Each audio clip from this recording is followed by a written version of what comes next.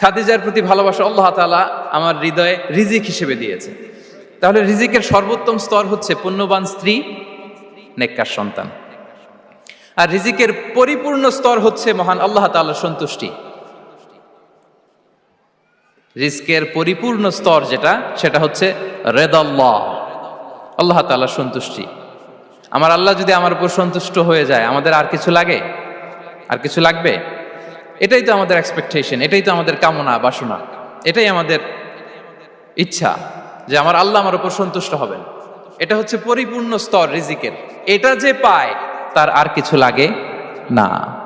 এবং এটা মানুষ নিশ্চিত হতে পারে যখন সে দুনিয়ার জীবনকে শেষ করে আলামুল বারজাখের দিকে যেতে শুরু করে। তখন তাকে বলা হয়, ইয়া আইয়াতুহান নাফসুল মুতমাইন্না ইরজিই ইলা রাব্বিকি রাদিয়াতাম মারদিয়া ফাদখুলি ফি ইবাদি ওয়াদখুলি